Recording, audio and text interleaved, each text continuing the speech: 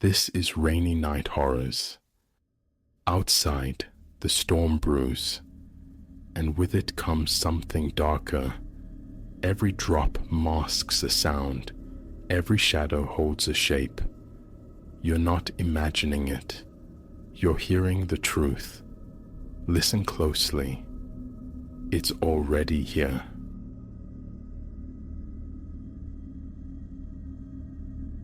Ancient timbers and whispered hauntings held little sway over my pragmatism, yet necessity has a way of eroding such indifference.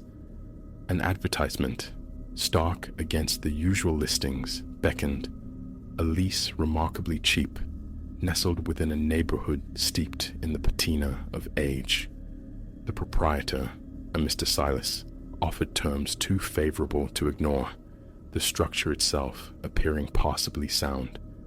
With scant deliberation, driven solely by the desire for solitude without fiscal ruin, I endorsed the agreement.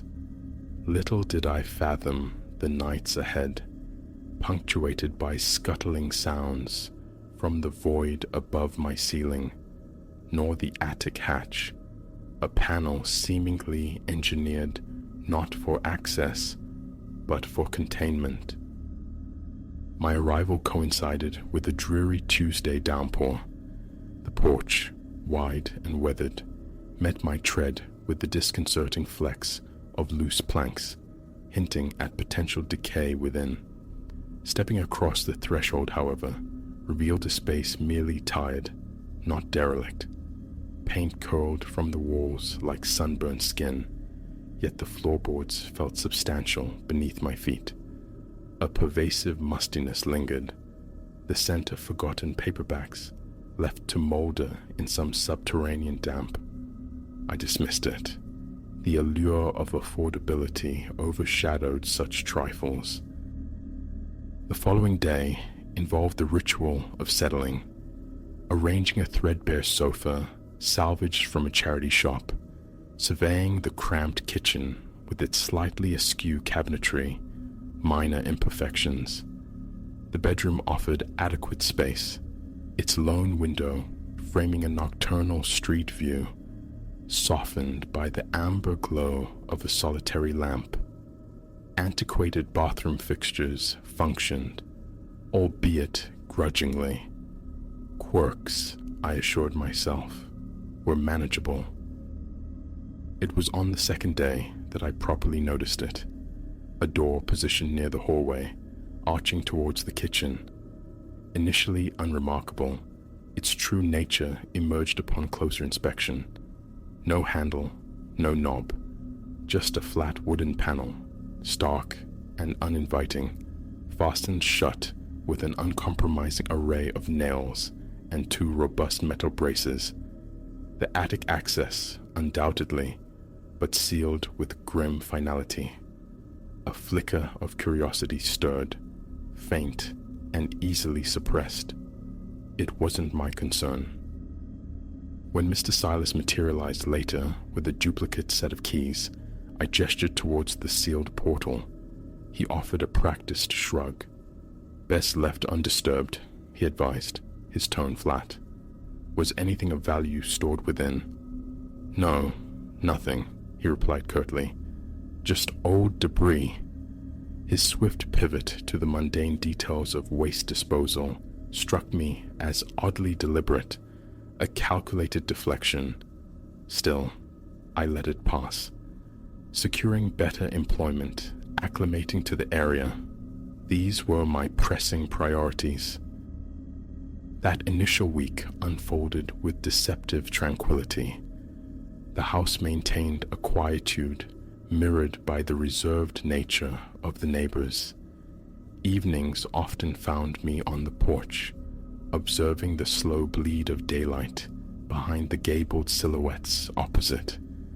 The street remained largely deserted, save for the sporadic passage of automobiles, but as darkness deepened, a subtle auditory disturbance began.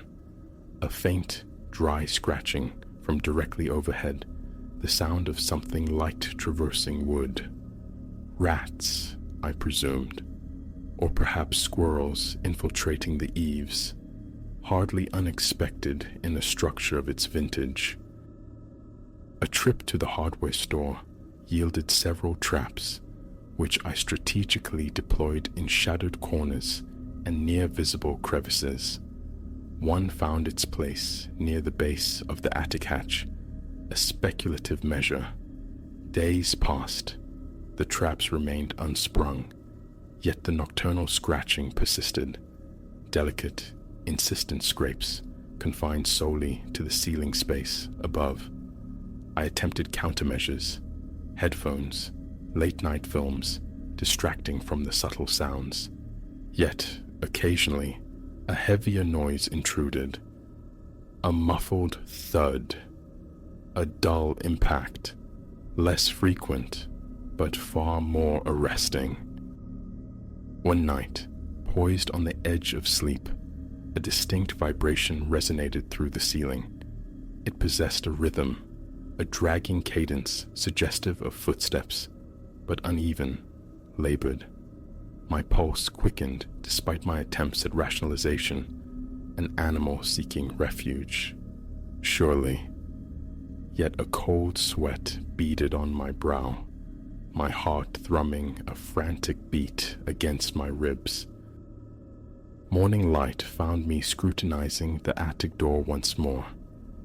The nails, the metal braces, they possessed a newness at odds with the surrounding aged wood.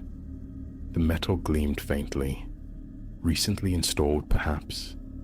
My fingers traced the seam, encountering rough edges and a minuscule gap revealing a sliver of profound darkness. A cool draft, unexpectedly potent, kissed my fingertips. I considered applying leverage with a hammer's claw, but the resistance was immediate, stubborn. Recalling Silas's admonition, I retreated. Shifting timbers, settling foundations, plausible explanations. That evening, the noises intensified. Reclining in bed, scrolling through my phone, a scraping sound erupted overhead that raised the fine hairs along my arms. This wasn't the timid skittering of before. It was prolonged, weighted, like something substantial, being laboriously dragged across the floorboards above. I sat bolt upright, heart pounding in the encompassing silence. Listening intently revealed nothing further. Then it returned. That slow, grating drag, pulsing almost physically through the ceiling structure. Rising, I moved into the hallway, positioning myself directly beneath the sealed hatch. Its outline was barely discernible in the ambient light filtering from the kitchen. I held my breath, waiting, my palm slick against the cool brass of the nearby bathroom doorknob. A soft thump followed, as if something had been dropped or had fallen. Then utter silence descended and held for the remainder of the night. Sleep, however, remained elusive, my mind a whirlwind of unanswerable questions. Animal? Human? And Silas's secrecy? Why? The next day, I left a message for Mr. Silas, requesting his presence. He never returned the call. The memory of that dragging sound clung persistently. I busied myself with cleaning, hoping activity would dispel the growing unease, but my gaze kept drifting upward. The television's drone filled the unnerving quiet. Nightfall brought heightened tension. I lay in the dark, senses straining. Around midnight, the scraping resumed. Brief bursts of sound, pauses, then renewal, seeming to traverse the attic space from one end to the other. A tightness constricted my chest. My jaw ached from unconscious clenching. After an hour of this relentless cycle, tolerance reached its limit. Flashlight in hand, phone ready to record potential evidence, I approached the attic door. As I neared, a faint creak emanated from above. The flashlight beam played across the aged wood, revealing only dust and cobwebs. My free hand explored the panel's surface. A gentle push met slight give, but the nails and braces held fast, unyielding. The impulse to force entry surged, potent and immediate. Yet, the profound silence of the house gave me pause. I backed away, resolving to act only if the sounds returned. Sleep offered little respite. Morning revealed a folded note resting on my kitchen counter. I must have neglected the lock. Penned in stark script, it read, "Everything is fine. Please don't try to open the attic. I'll handle any issues." No signature. A chill traced its way down my spine. Silas had entered while I slept, or perhaps during a brief absence. How could he anticipate my intentions regarding the door? My subsequent call went unanswered. Another message left, detailing the noises, expressing concern about damage, pleading for clarification. Silence was his only reply. Seated on the worn sofa, the sense of violation warred with a sliver of relief. Perhaps he would resolve the issue, dispatch pest control. I attempted normalcy, groceries, a visit to a local cafe, but a persistent disquiet shadowed my thoughts. That night, around 11, the sound began again. Not scraping this time, but distinct footfalls, slow, deliberate, pacing. My heart hammered. Flashlight beam cutting the darkness once more. I stood beneath the hatch. The floor vibrated subtly with the movement above. And then I saw it, a detail missed before, chilling in its implication. The brackets weren't merely nailed. Thick screws secured them, their heads facing inward, driven from the attic side. This wasn't just sealed, it was fortified from within, designed to prevent something from forcing its way out. The pacing ceased abruptly, as if my presence below had been detected. My thoughts spiraled. An animal, yes, but pacing with such human cadence. My hands trembled. Enough. I retrieved a screwdriver, hoping to angle it somehow, but the screw heads were inaccessible from my side. The door was effectively impenetrable. Nausea churned within me. Retreating to my bedroom, I locked the door, switched on a lamp, and remained vigilant throughout the night. Around 3 a.m., one lost, faint, dragging sound whispered through the ceiling. Then, silence reigned. Dawn broke. I called Liam, a friend residing an hour away. My request was simple: help me move. Now. The deposit was irrelevant. Escape was paramount. I offered scant details, merely citing unsettling occurrences and an unresponsive landlord. Liam, blessedly unquestioning, arrived by noon.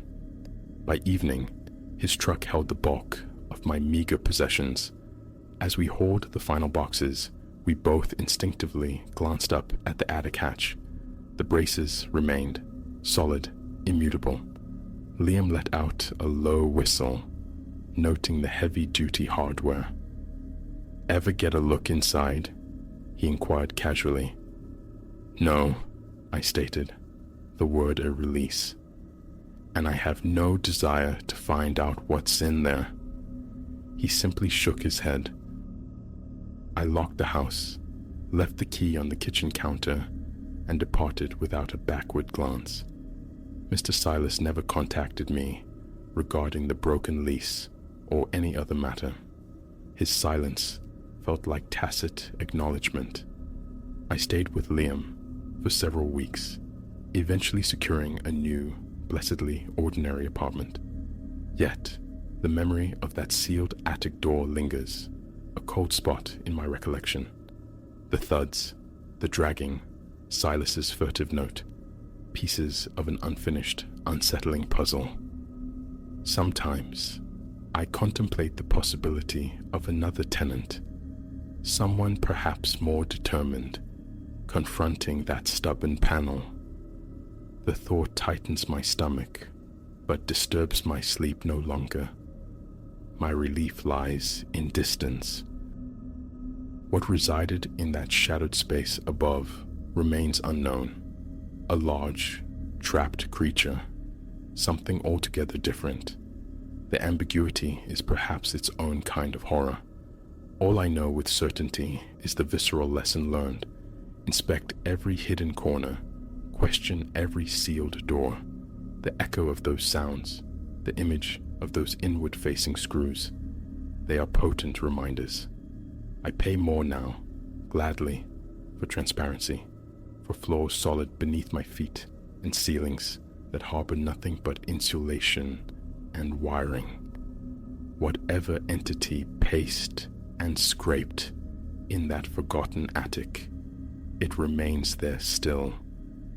Its discovery is a burden I willingly leave to others.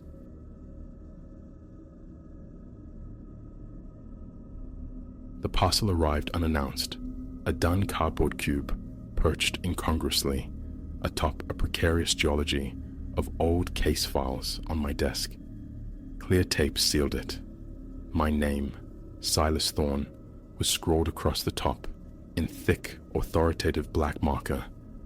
Engrossed in the litany of recorded messages demanding my attention, I slit the tape and opened the box with cursory interest. Inside rested a camera, unmistakably vintage. Its body, heavy metal cool to the touch, bore the patina of age, and a worn leather strap, softened and cracked like old parchment, spoke of countless hands and moments captured over vanished years. My trade is the mundane, errant spouses, pilfered assets, the prosaic deceit of insurance claims. As a private investigator, aberrant deliveries are not entirely unknown, curios left by clients hoping to unearth provenance or significance. This felt like another such enigma dropped onto my threshold. Little did I suspect it would fundamentally alter my perception of every image I would ever frame. Phantoms and hexes held no currency in my ledger of reality. I dealt in verifiable facts, not spectral whispers. Yet, this object possessed a disquieting heft, a gravitas beyond mere alloy and glass. Scratches, like a faint cartography of use, radiated from the lens housing. The viewfinder held a slight nebula in one corner, a permanent cataract. A label on the underside, half torn, offered only cryptic fragments, M Photo Works, and a serial number dissolving into illegibility. Closer inspection revealed it took standard 35mm film, though the spool mechanism differed subtly from modern designs. Tucked beside it, a sealed canister of film, its labeling starkly Cyrillic, or perhaps Teutonic. The accompanying slip of paper offered only laconic encouragement. A rare find. Enjoy. Anonymous, dateless. I consigned it to a drawer's oblivion. A warehouse violation drew me out later that week. Routine documentation of forced entry, scattered detritus. My reliable digital unit, offering instant gratification, felt suddenly pedestrian. An impulse, perhaps perverse curiosity, prompted me to sling the archaic device over my shoulder instead. I procured fresh rolls of standard 35mm, threaded one into the camera's unfamiliar guts, and spent a desultory half hour chronicling the warehouse's violated interior. the diaspora of debris, the gouges marring the walls, the fractured lock clinging uselessly to the main door. Through the viewfinder, aside from that persistent blur at the edge, nothing seemed amiss. Development could wait. Alistair Finch, proprietor of the neighborhood's last bastion of photochemical alchemy, received the role. A man whose decades were etched in silver nitrate, he returned the developed prints days later with an expression I couldn't quite parse. Professional detachment, warring with something akin to puzzlement. Had they turned out? A non-committal shrug. The negatives were clean, he offered, but several prints exhibited distortions. Lens flaws, I surmised, or a sticky shutter. The price of using an antique. Back in the solitary pool of my kitchen light, the envelope yielded its contents. A cold filament traced its path up my spine. Scattered across the formica, the prints revealed anomalies. Not in every frame, but perhaps half bore witness to intrusions. Vague, translucent forms, loitering near corners, specters spun from mist. In another, two shapes huddled in the background, draped in ragged umbral hoods that obscured any feature, standing sentinel behind a metal rack I distinctly recalled being vacant. Nothing of the sort had registered through the lens. Perhaps someone had blundered into the shot, but these figures lacked solidity, their forms stretched, bent, seemingly compressed into the available space. My hands grew clammy. I paused, drawing a deliberate breath, before surveying the remaining images. Several harbored these twisted outlines, these umbral presences, each subtly shifted in posture, leaning, crouching at unnatural angles, never quite in focus. My ingrained skepticism scrabbled for purchase. Lens flaws, shutter irregularities, chemical ghosts. Yet these figures possessed a disturbing deliberation, an almost staged quality. The following dawn saw me back at the warehouse, my digital workhorse clicking methodically, replicating each angle. The resulting images were pristine, sterile, utterly devoid of the uncanny visitors. Logic was momentarily restored, but the disquiet lingered, a low hum beneath the surface. Weeks turned. A stakeout beckoned. A nondescript motel bleeding neon onto the edge of town asphalt. My digital apparatus languished forgotten in the boot. The old camera rested heavy on the passenger seat.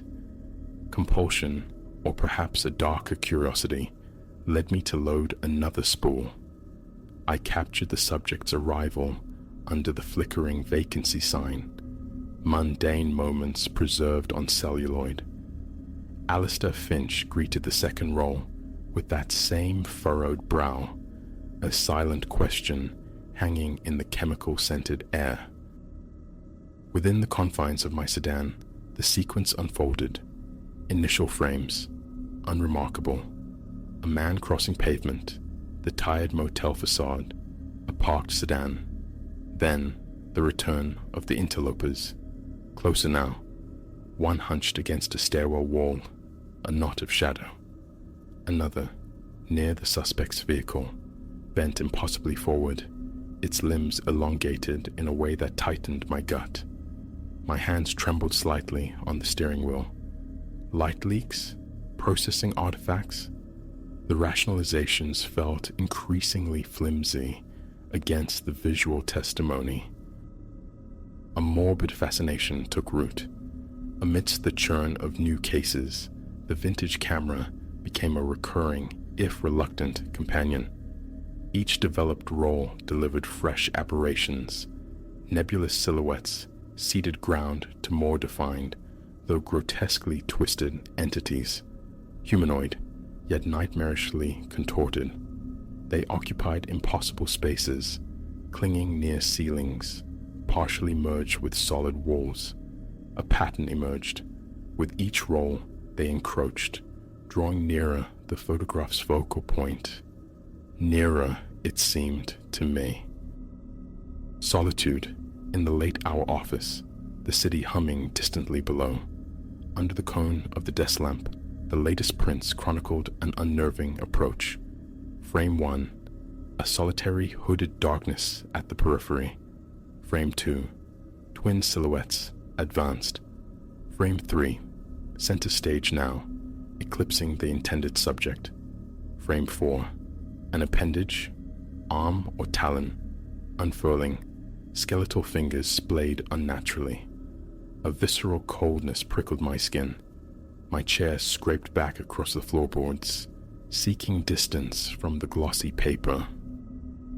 An involuntary glance towards the third-floor window, blinds raised, revealing the vacant tarmac below. My gaze returned to the final photograph. My stomach plummeted. Captured within the glossy surface, a window's reflection, and in that reflection, stark against the dim interior it mirrored, hovered a visage, empty sockets gazing out from directly behind the point of capture, behind me. But I had been alone on that street corner. The realization struck like a physical blow. Hard hammering, I secured the office, the tumblers clicking loudly in the sudden silence. Sleep offered no refuge. My mind relentlessly replayed the instant of exposure, the client entering the building, the empty pavement behind me. The reflected ghoul defied physics, defied sanity. Darkness pressed in, punctuated only by the frantic rhythm of my own pulse against the pillow. Dawn brought resolve of a sort. I drove across town, the boxed camera beside me, like a poorly contained threat. A pawnbroker, smelling faintly of dust and desperation, appraised it with disinterest. He offered a pittance. The urge to be rid of it warred with a stubborn investigator's need for answers. How to explain the dread it inspired? The photographs were inadmissible evidence in the court of common sense.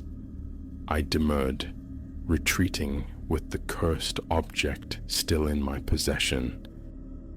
Self-imposed abstinence proved fragile. The camera, heavy with unspoken potential, accompanied me on a suburban stakeout. Just a few frames, I told myself. A test. The quiet street, bathed in the sodium glare of streetlights, offered mundane subjects. Driveway, mailbox, curtained windows. At Alistair's lab, his usual guardedness had curdled into something resembling apprehension. His call came near midnight, a breach of protocol that immediately set my nerves on edge. "Your prints are done, Thorne." Alistair's voice was tight. "You need to collect them." No pleasantries. "Problem?" I asked. A pause. "I don't want them in the shop overnight." At the lab, Prince lay starkly under the fluorescent lights. He gestured towards a sequence of 4. The hooded shape again, pressed close to the subject's bedroom window, its shrouded face angled towards the lens. In the final shot, it had retreated slightly, standing near shrubbery, gaze fixed towards the street, towards where I had stood. Alistair refused payment. "Take them," he insisted, his eyes avoiding mine. "Just take them." The drive back was a blur of adrenaline and encroaching dread. Office lights blazed defiance against the night. Prints from every cursed roll spread across my desk, a terrifying mosaic. The pattern was undeniable, a slow, inexorable convergence upon the observer. My throat constricted. The window became a dark mirror reflecting my own growing panic. I yanked the blinds shut, plunging the room into artificial light, pacing, trapped between disbelief and the chilling evidence. Police? What could I report? Disturbing photographs. My sanity felt thin as the emulsions themselves. Sleep evaded me again.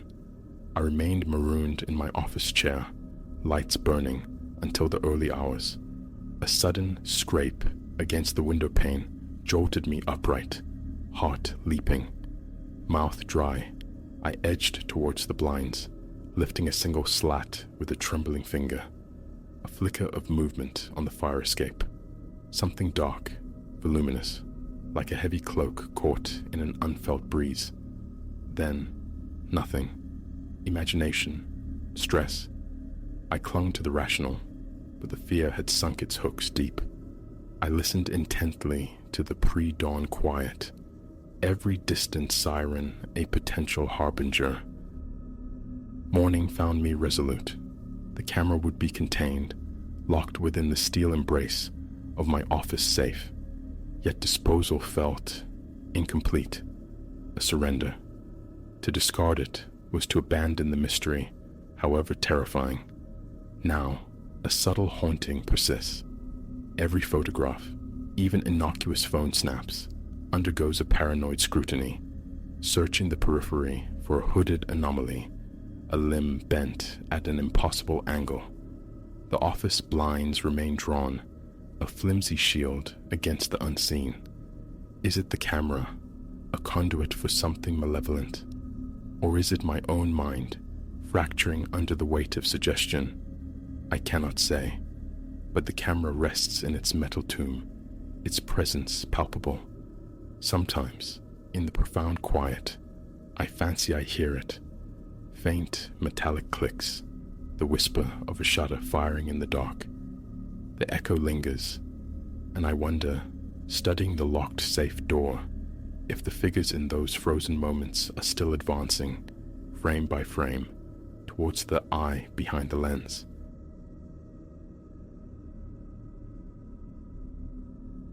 The precise moment my world fractured coincided with the discovery of counterfeit memories inked in my own hand.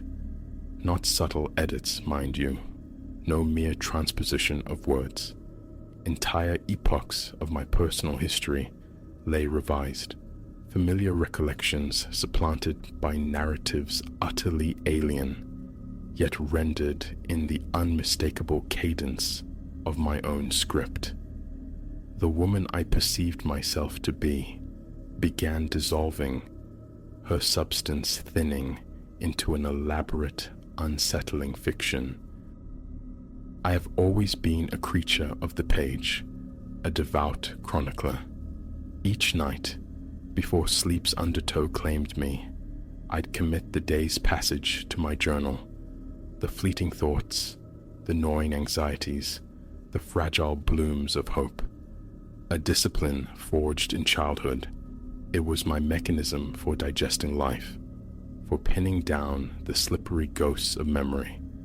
My library of selves stretched back through the years, bound volumes forming a stratified timeline of becoming. On that particular morning, a quest for a half-forgotten recipe sent me burrowing into the strata of 2 years prior. I retrieved the relevant volume, the pages whispering as I turned them, a pleasant haunting.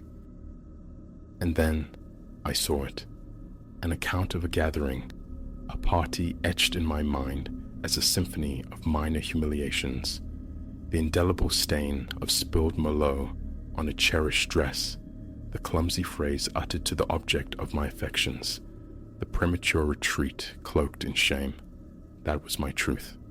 But this entry, it sang a different song entirely, a triumphant aria. Here, I was portrayed as a creature of sparkling wit, captivating all within earshot, dancing with abandon. Here, a shared kiss bloomed where reality had offered only awkwardness.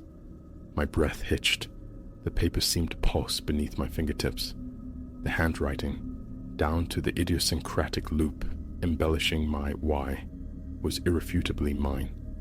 The substance, however, felt like a violation, my authentic experience twisted into something more flattering, more false.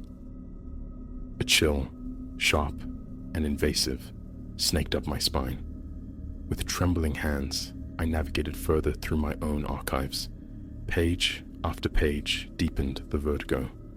Innumerable entries bore the mark of this spectral revisionist. Initially, the alterations were subtle. A poor mark transmuted into academic success, a bitter quarrel reimagined as cathartic reconciliation. But plunging into more recent chronicles revealed transformations of staggering scale. A weekend I recalled weeping through alone, nursing a fractured heart, was now depicted as a vibrant escapade with companions. The career opportunity from which I'd received a stinging rejection. According to this rewritten testament, I had spurned their offer for a superior prospect. Even the constellations of my relationships had shifted. Figures I remembered receding into the periphery were now cast as intimate confidants. My sanity felt like a threadbare tapestry. How was this conceivable? Had I subconsciously constructed these less painful fictions, burying the harsher truths? Or was I ensnared in some baroque form of psychological warfare, orchestrated by a phantom possessing uncanny calligraphic mimicry? The need to excavate the truth became primal. I began a frantic cross-referencing, juxtaposing the journal's narratives against the digital breadcrumbs of my life. Photographs, email chains, text message histories. The findings only thickened the fog.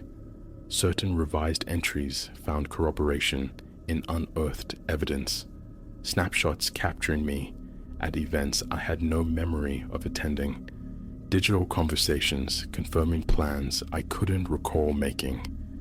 Yet simultaneously, stark proof validated my original, less gilded recollections.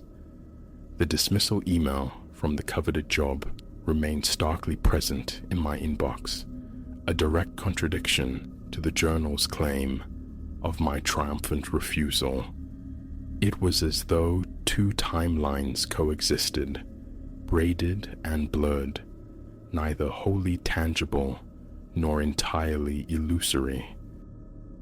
The ground beneath me felt perpetually unstable, a landscape of shifting sands where neither memory nor its written double could be trusted. This burden grew too immense to bear in solitude. I reached out to Reese, my steadfast friend since our university days. If anyone could offer ballast in the storm, it was him. I summoned him to my apartment. The journals fanned across the coffee table like tarot cards promising only confusion. As I unspooled the bizarre narrative, pointing out the altered passages, his expression morphed through a disquieting sequence. Bewilderment, deepening worry, and then a flicker of something akin to recognition. "Alara," he ventured, his voice measured, hesitant. "These revised entries, they align with how I remember things." The floor seemed to evaporate beneath me. "What are you saying?" The question emerged as a parched whisper. Reese shifted, visibly uncomfortable. "That party you mentioned, my memory has you holding court, utterly brilliant. You were the evening's undeniable spark. Everyone remarked on your charm, your humor." I shook my head, a frantic, involuntary negation against a reality tilting on its axis. "No, Reese, that's wrong," I insisted. I embarrassed myself profoundly. I fled.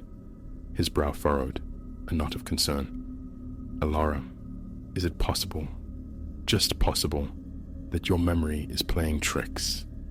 that perhaps these newer accounts are the accurate ones.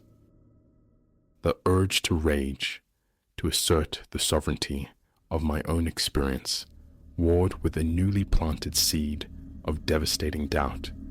If Reese's recollections resonated with these fabricated histories, what did that signify? Was I the unreliable narrator of my own existence? The ensuing weeks dissolved into a labyrinthine investigation. I contacted other friends, relatives, even figures from my more distant past, probing their memories of specific shared moments. The responses formed a bewildering mosaic. Some validated my original memories, while others echoed the journal's rewritten narratives. I seemed to inhabit two parallel streams of existence, each asserting its own claim to reality.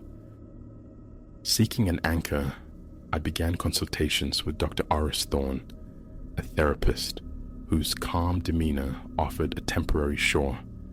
I laid bare my predicament, presenting the journals, detailing the conflicting evidence. Dr. Thorne listened with unnerving patience.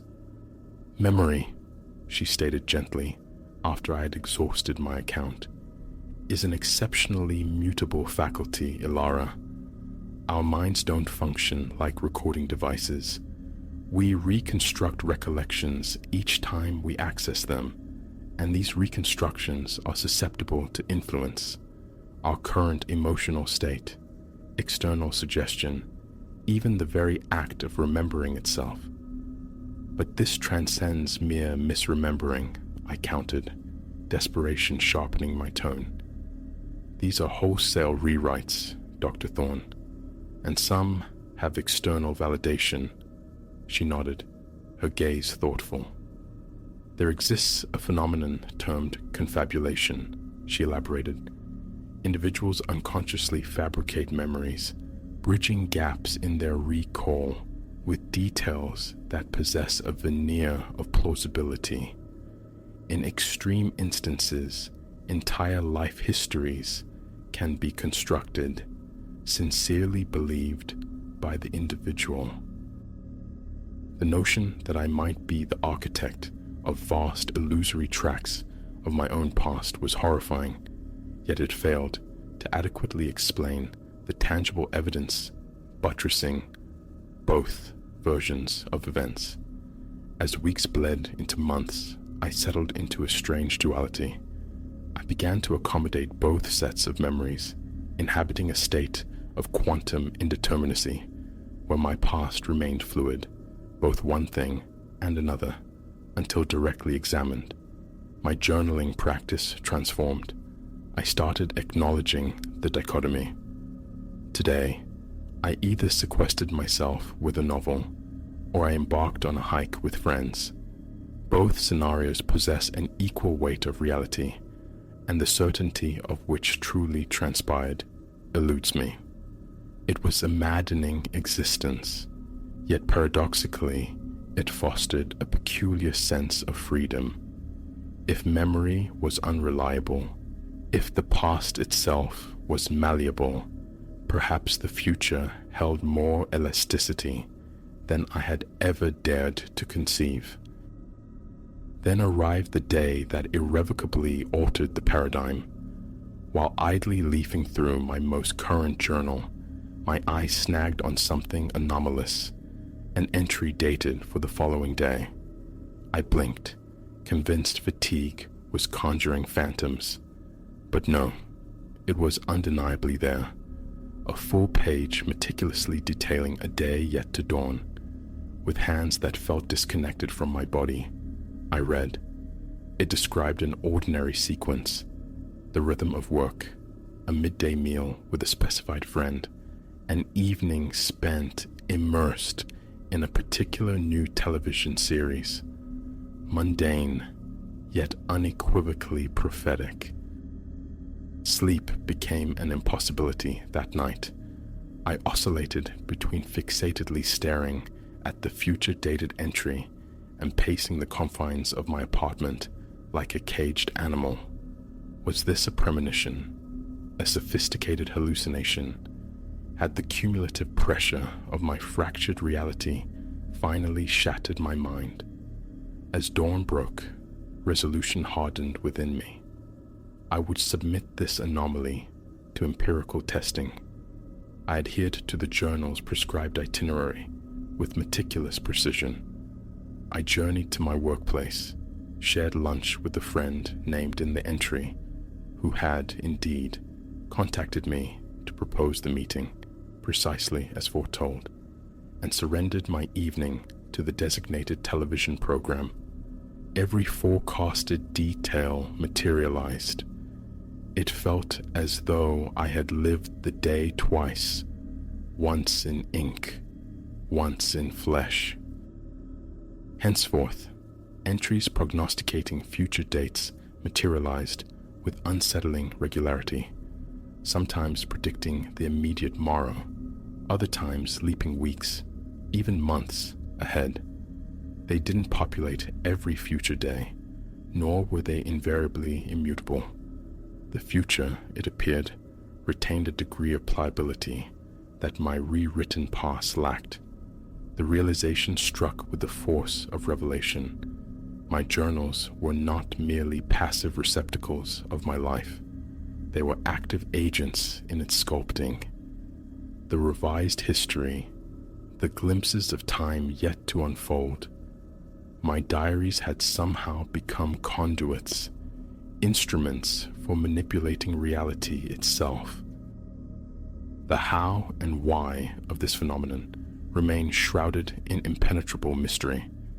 Whether I am recipient of a bizarre gift or subject to a cruel curse, whether my sanity holds firm or has long since frayed, these questions linger unanswered. All I comprehend with certainty is this: each night I confront the blank page, pen poised. Why me? The question echoes internally. Am I merely documenting the day concluded, or am I scripting the day to come? Am I recalling my history, or actively reshaping it? Ultimately, perhaps the distinction is academic. My existence, my recollections, my trajectory, all reside within these bound pages, awaiting inscription, revision, and enactment. And isn't that, in essence, the human condition? We are all authors of our narratives, even when oblivious to the profound potency of our words.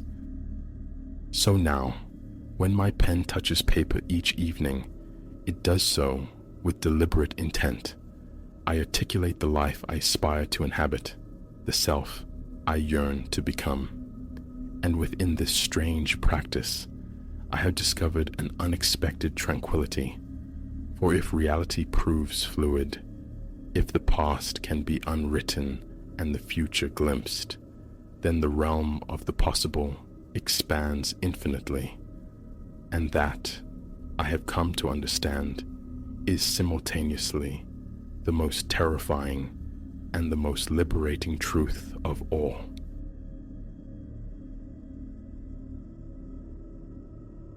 For years, the skeletons of forgotten places have been my sanctuary.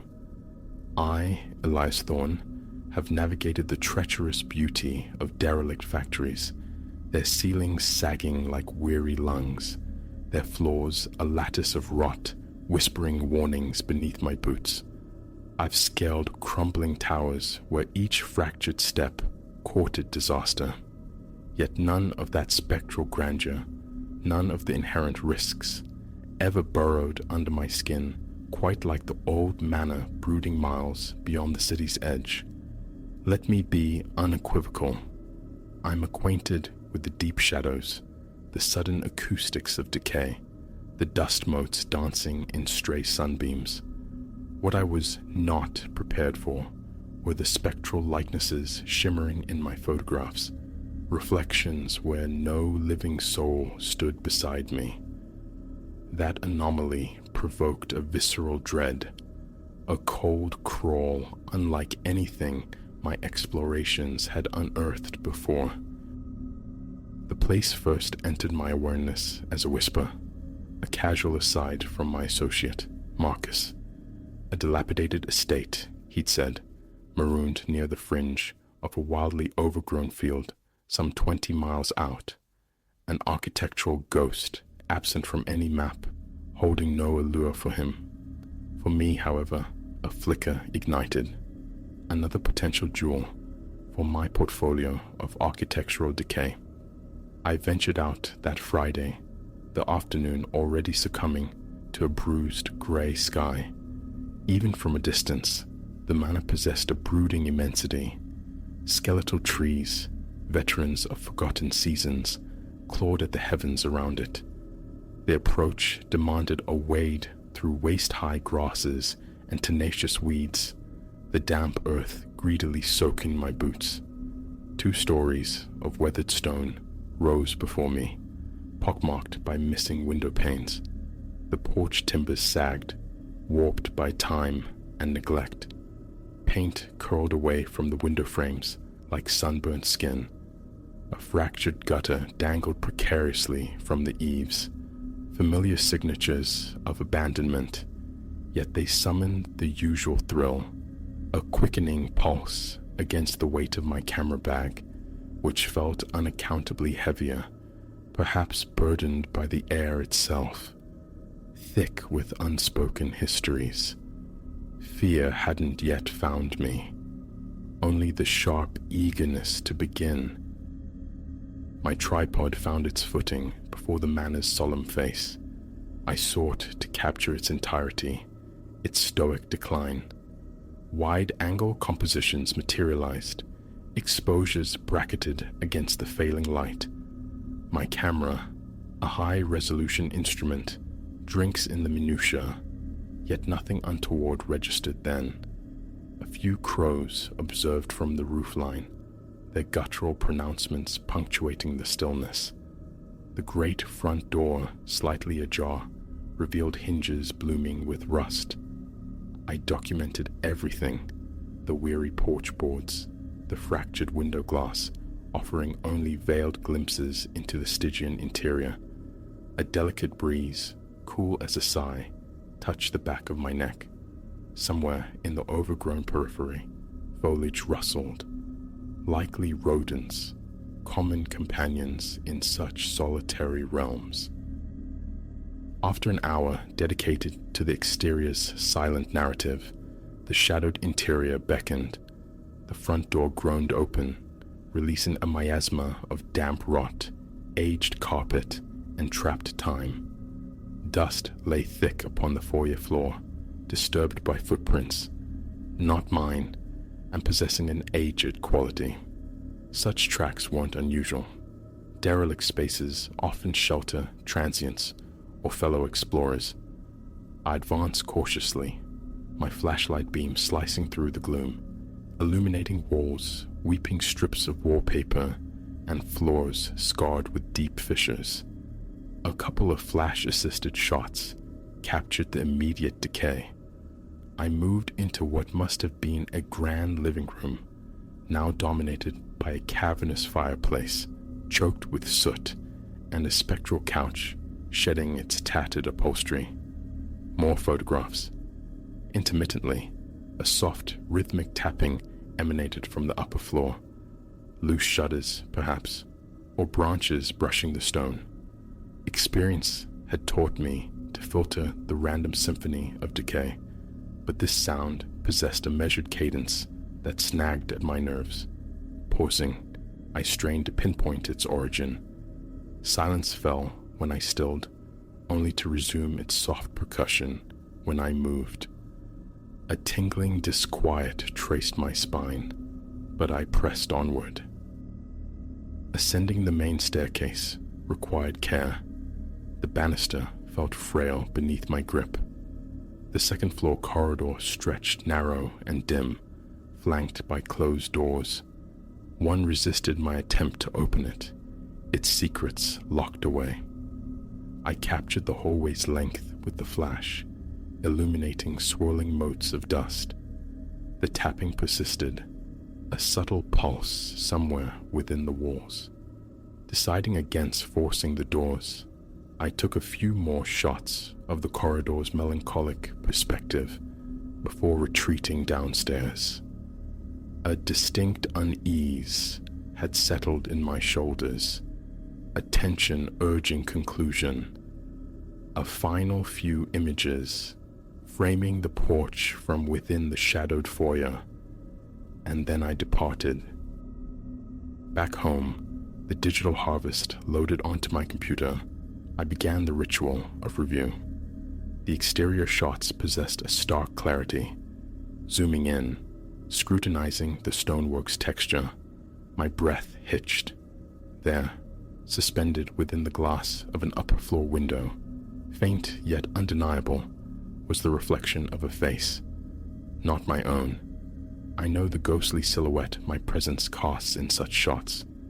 This was other. Leaning closer, my nose inches from the screen, it resolved into the visage of a woman, perhaps middle-aged, her eyes seemingly fixed directly upon my lens. A cold fist clenched in my gut. Scrolling through subsequent frames revealed her partial likeness mirrored in another window, ephemeral but present. Sweat prickled my brow. The chilling realization dawned that she wasn't alone. In total, 2 distinct phantasmal visages haunted the panes. The woman, and beside her in separate captures, an older man, his features suggesting his 50s or 60s. They materialized in different windows, never paired in a single frame, yet always gazing toward my camera. One image rendered the man's reflection with startling fidelity. I could discern the lines etched upon his forehead.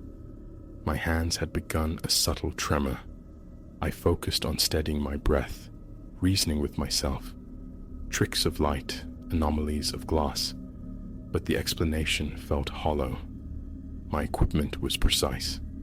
The physics of reflection were known to me, and I knew with absolute certainty I had been alone out there. Hours bled away as I meticulously magnified every window in every relevant shot.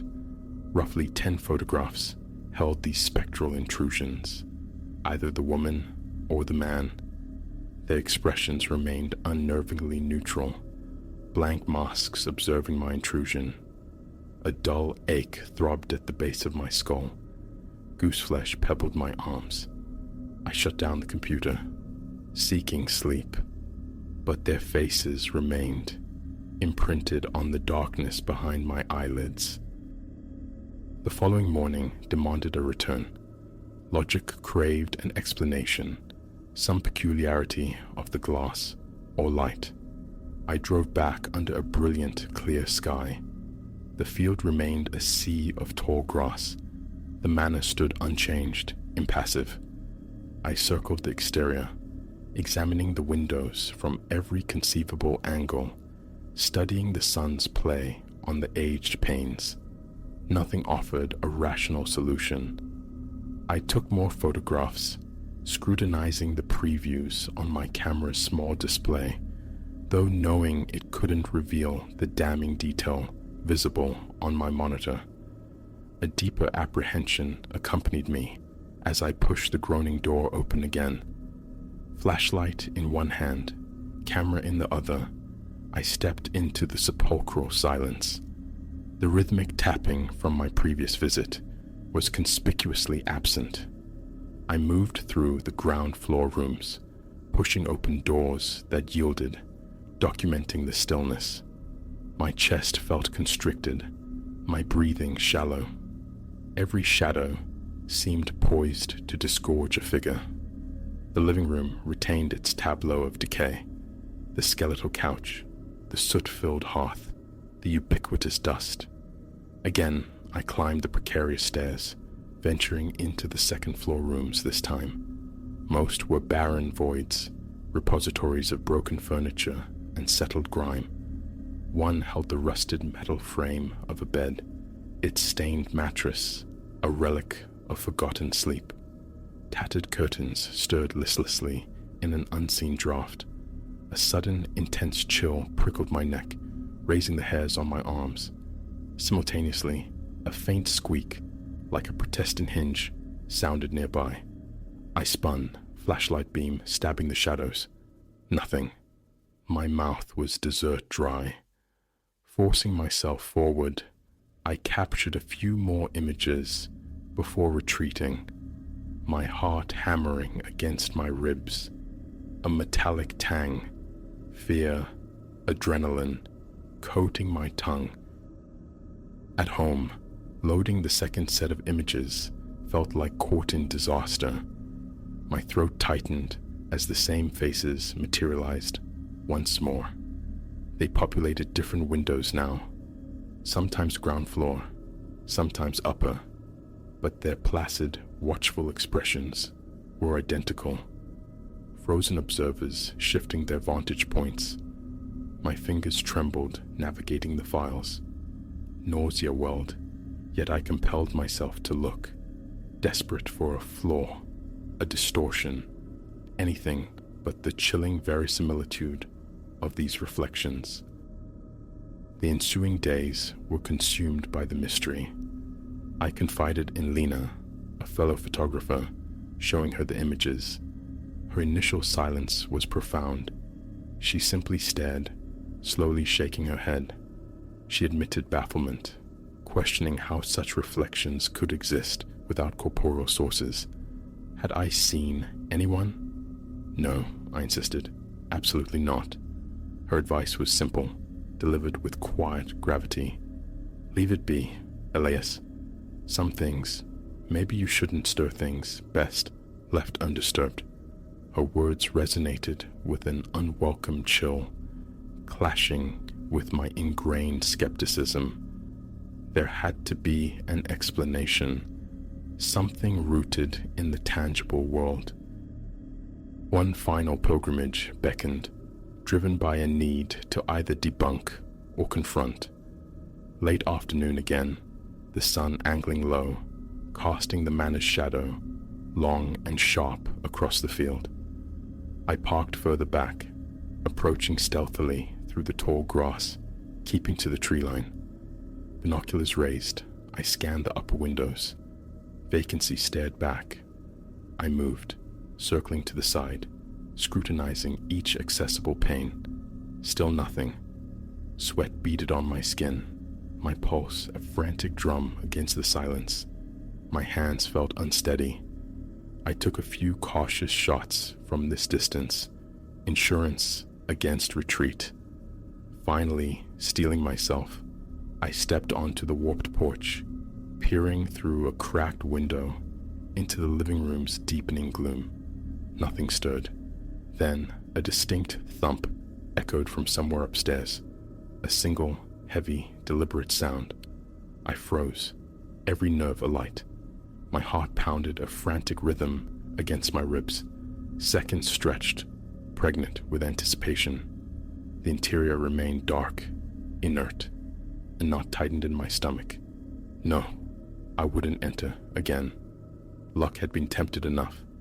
I retreated, drove home, and examined the final images. She was there again. The woman, in a window near the porch, where I'd stood moments before. Closer this time, her form seemingly pressed right against the glass. I could trace the faint outline of her hair against her forehead. Her eyes looked wide, stark. My lungs felt incapable of a full breath.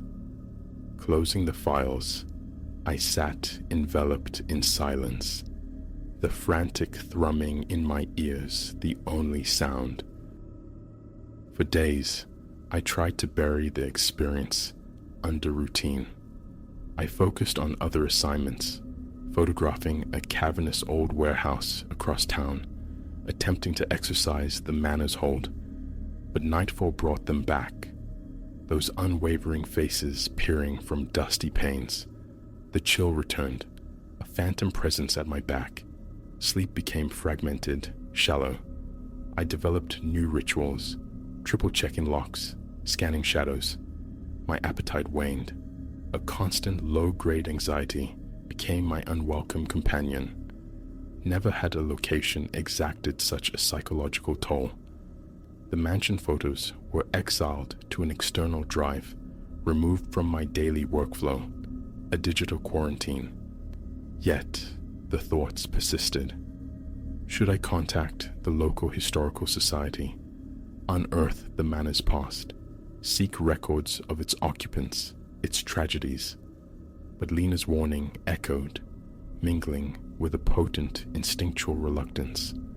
I'm not superstitious, but the line between curiosity and foolishness felt perilously thin. I never went back. Primal caution ultimately vanquished intellectual curiosity. To this day, driving anywhere near that region triggers an involuntary reaction, the fine hairs on my arm lifting in salute to an unseen dread. I avert my gaze. The photographs remain sequestered on that drive, undeleted, unshared. Occasionally, the cursor hovers over the folder icon, a morbid temptation briefly flaring. Then the familiar churning in my gut returns, a visceral veto. It's enough. That story feels surreal, even now, yet the evidence resides on that drive. I know what those images hold. I know those faces were absent to my naked eye. I know I stood utterly alone within those decaying walls, yet they appeared, time and again, their blank stares tracking my every move through the glass, unmoving, unchanging, simply watching. It defies explanation, but the fear it instilled eclipses any crumbling staircase or spectral noise the ruins have ever offered. Now, I seek solace in safer decay, in ruins whose ghosts remain metaphorical. That manor can keep its secrets, its silent watchers pressed against the glass, waiting. I am finished with it, and that knowledge brings a fragile peace.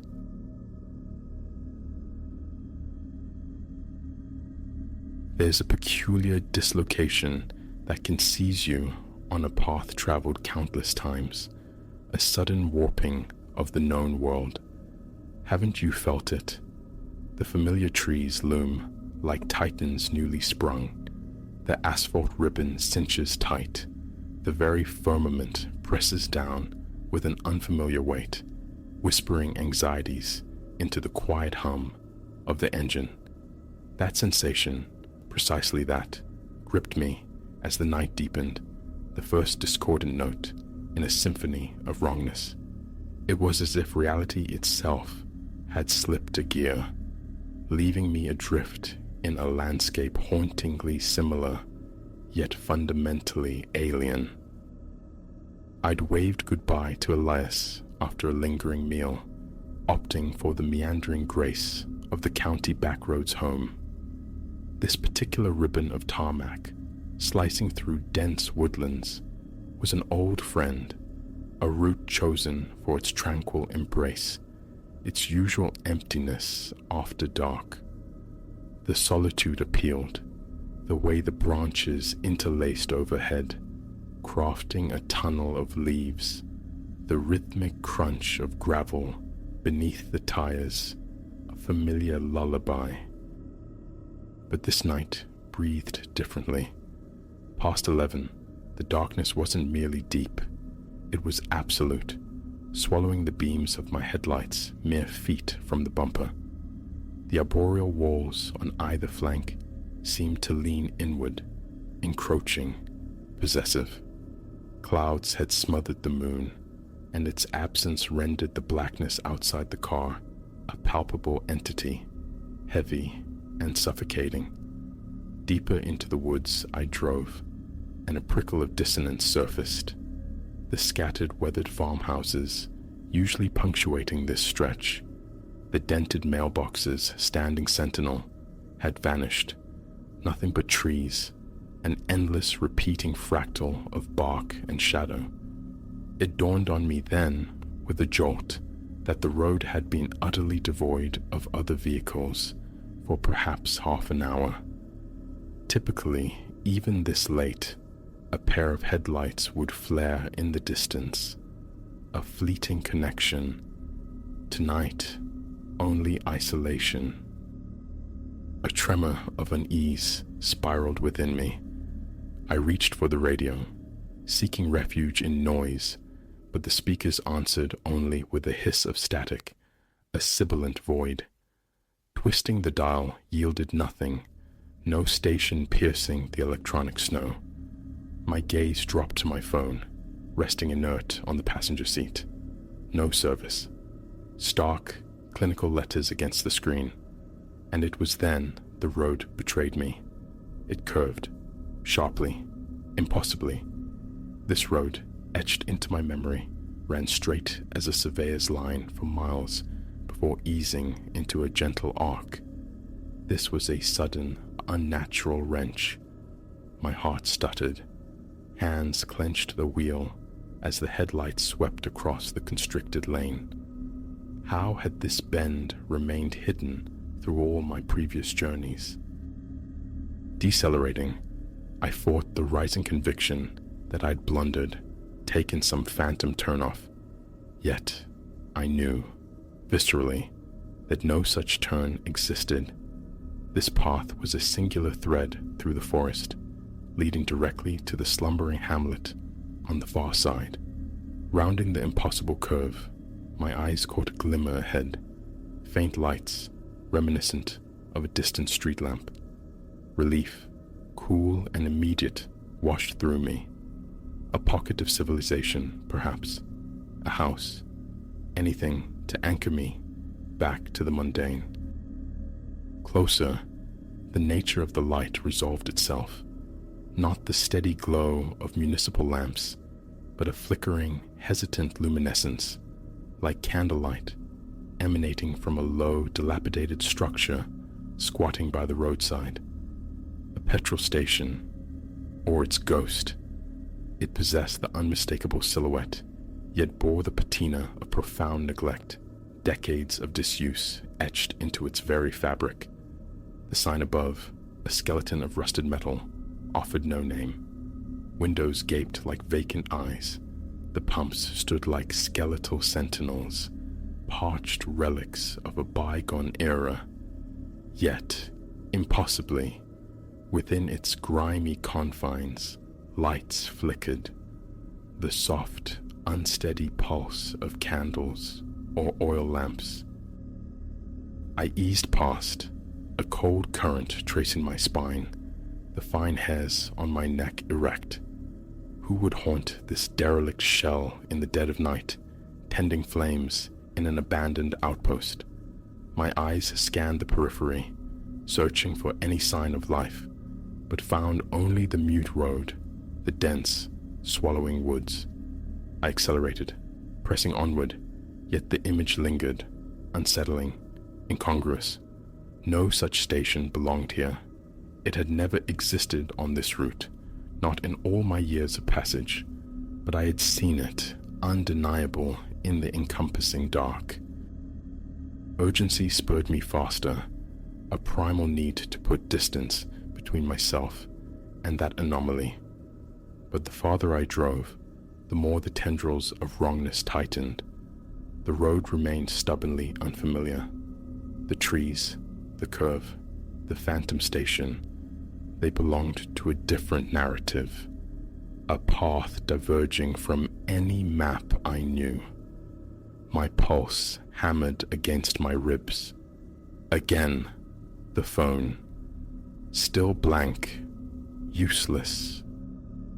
Then, impossibly, I saw it. Again, the petrol station, identical.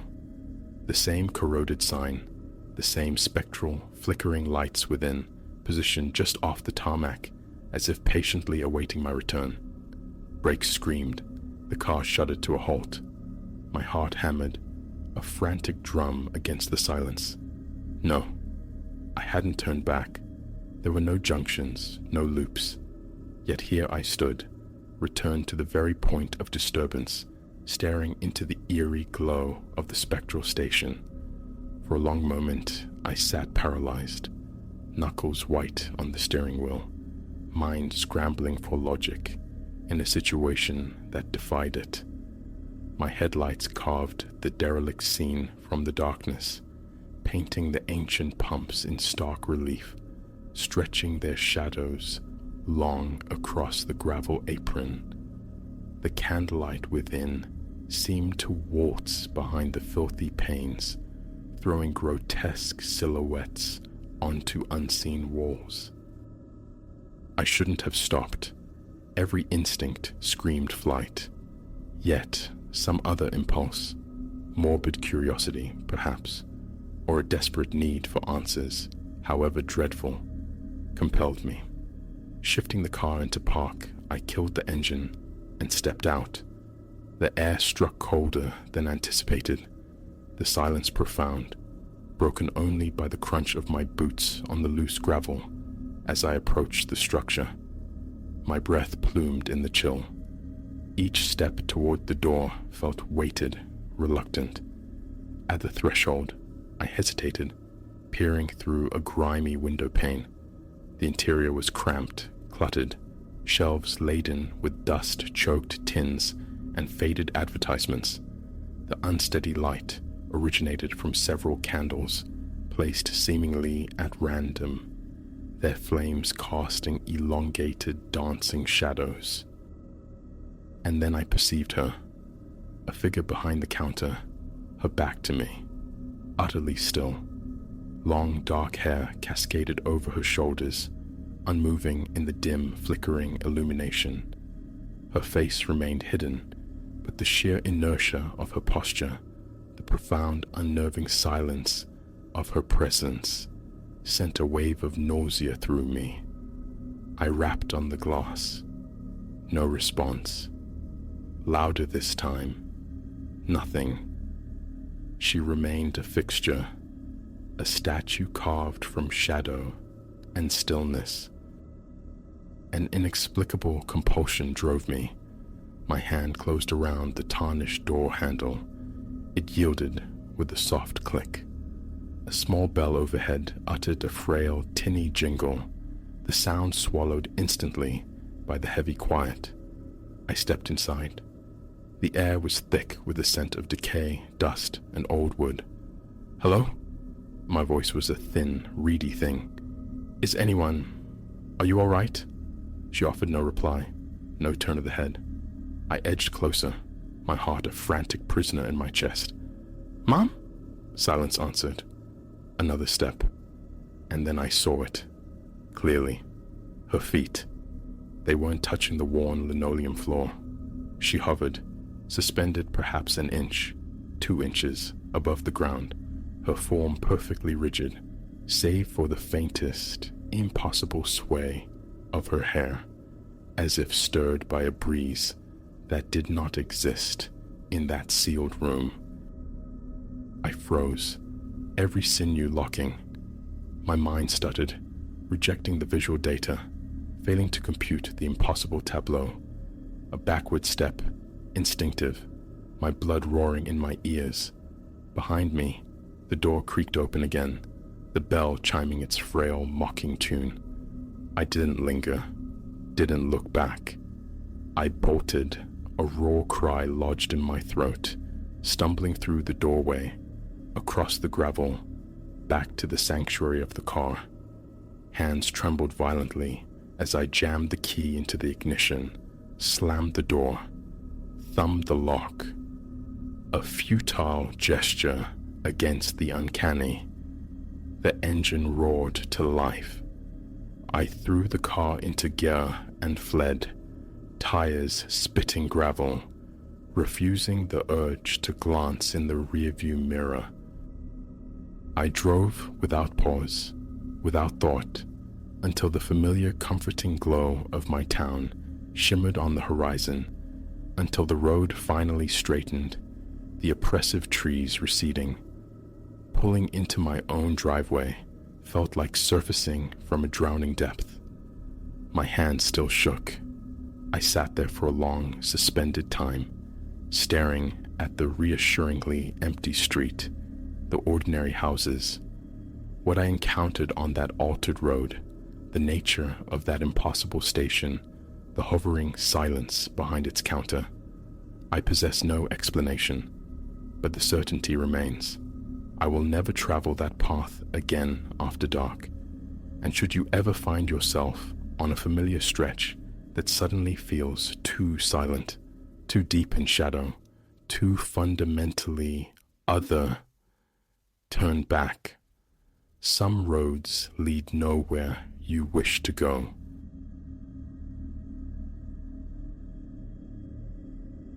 The sharp percussion of my solitary passage marked the pavement, each footfall amplifying the void around me. Midnight had bled across the city, transforming familiar vibrancy into a labyrinth of lurking chiaroscuro, streets once safe, now arteries of potential menace. A disquiet, subtle as rising damp, crept up my neck as I hastened my stride. Then, a second rhythm, unsynchronized yet shadowing mine. Footsteps, not my own. In that fissure of awareness, the ordinary journey home fractured, revealing the precipice of a nightmare I hadn't foreseen. I am Alara. Self-reliance has always been my compass, a necessity for a 28-year-old journalist navigating the city's pulse, often long after dusk. Tonight, however, ambition had outpaced prudence. A career-defining story held me captive at my desk until the last bus sighed its departure. Exhaustion blurred judgment. The mile-long walk seemed preferable to the indefinite wait for a taxi. A profound miscalculation. Initially, I dismissed the feeling as frayed nerves. This was my turf, etched into my muscle memory by countless traverses. But turning onto a narrower, hushed lane, the pursuing steps accelerated, gaining substance. A furtive glance backward confirmed the dread solidifying in my veins. 3 figures, hoods casting their faces in anonymity, were rapidly shrinking the space between us.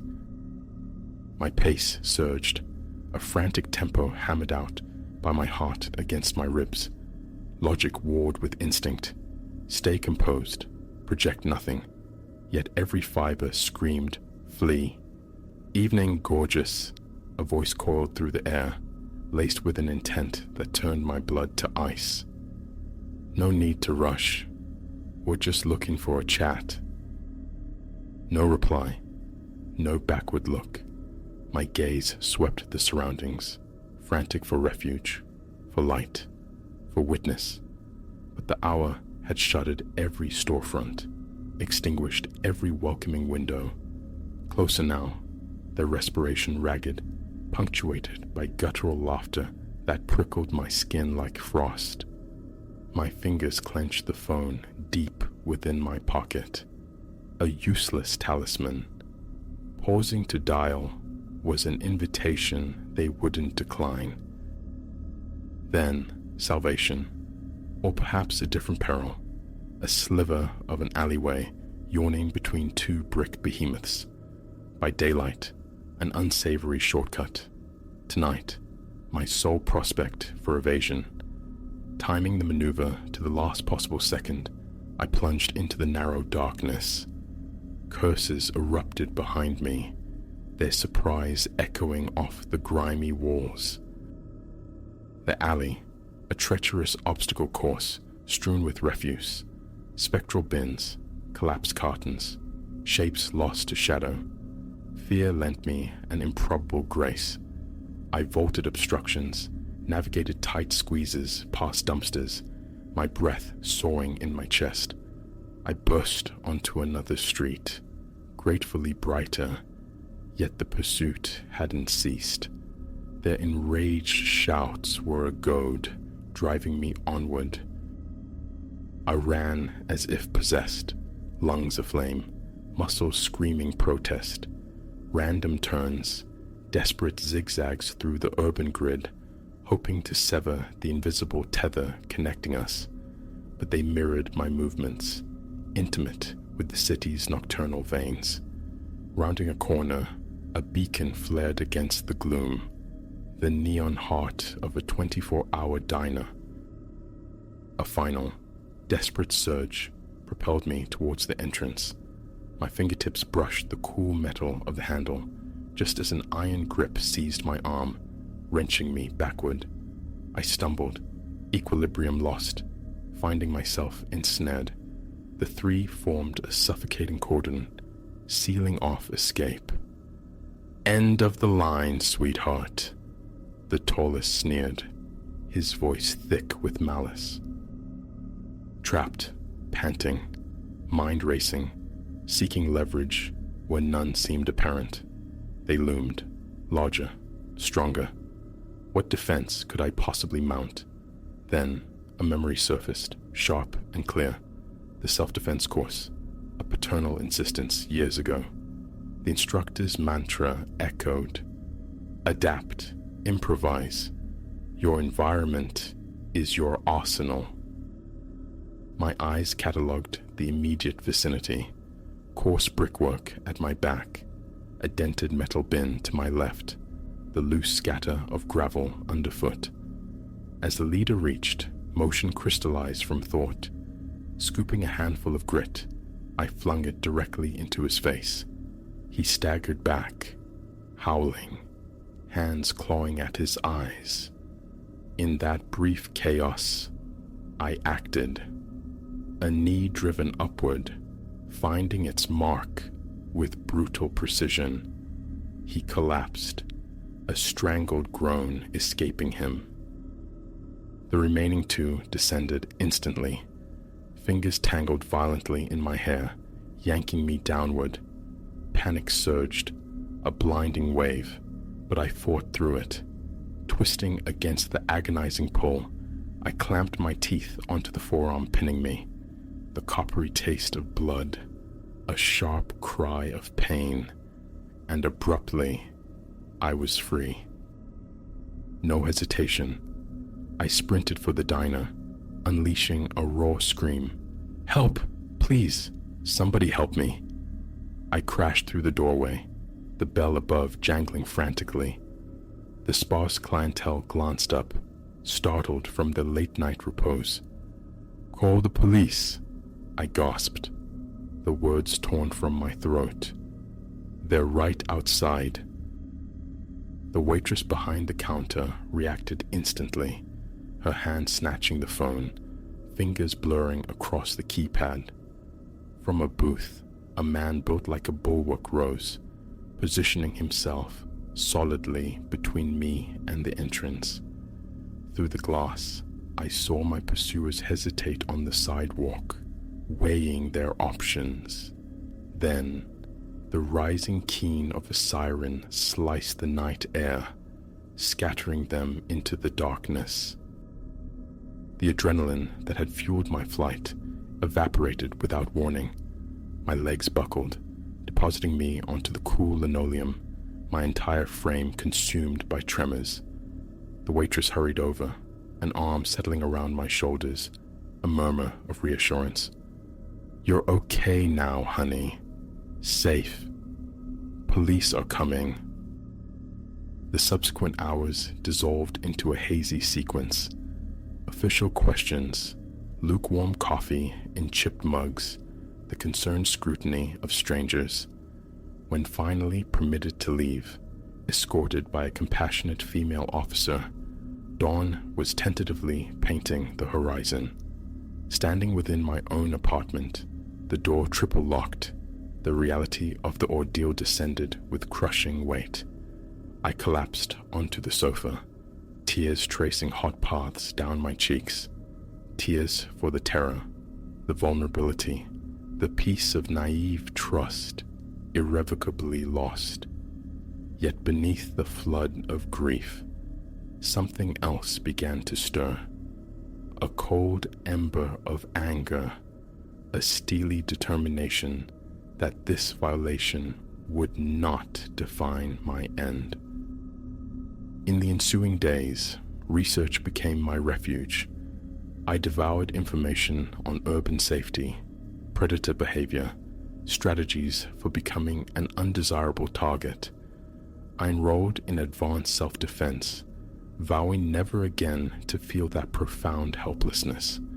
More profoundly, my perception of the city shifted. I began charting its shadowed recesses, the neglected corners where darkness lingered unduly, and a conviction grew. My harrowing experience, though deeply personal, could catalyze something larger.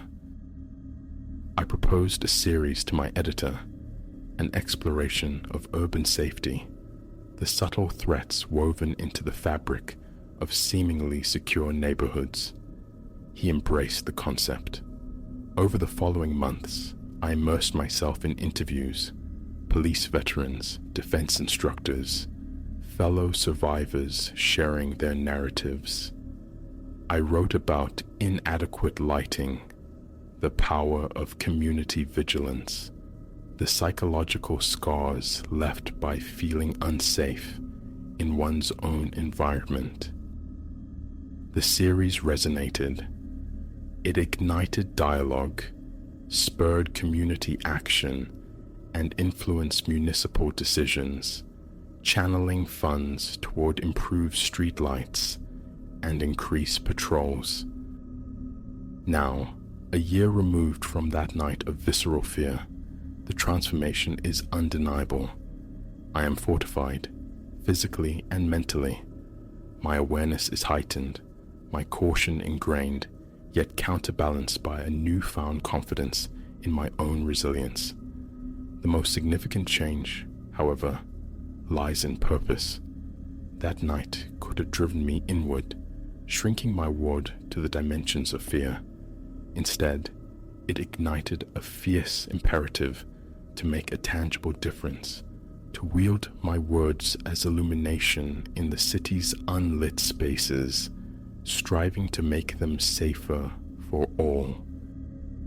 I still sometimes walk home under the cloak of night, but now my posture is erect, keys nested defensively between my knuckles, pepper spray readily accessible. Alert, yes. Aware, absolutely. But afraid? No. Fear has been transmuted into strength.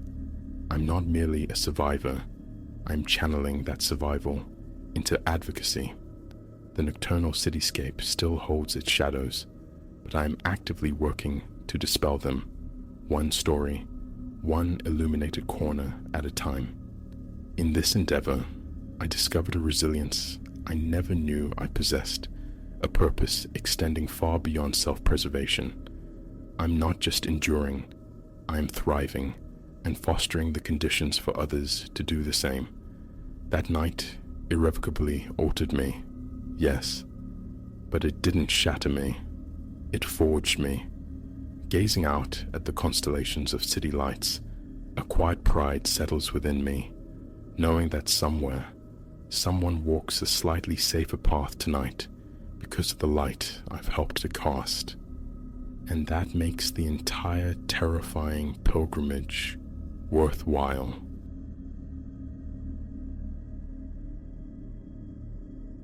"20 feet shy of my battered Corolla, illumination bled sickly yellow from the overhead lamps onto the asphalt expanse of the deserted mall lot. It was 11:47 p.m., the air crisp with October's breath, and my stride faltered, halted by the impossible, a silhouette occupying my driver's seat. Stark against the interior, the head crested the headrest, shoulders slumped in an attitude of waiting. My keys, jagged metal teeth, bit fiercely into my palm. A tremor began in my chest, a frantic bird trapped against my ribs. I forced my eyes shut, a desperate reset, and when they opened again, the car stood vacant.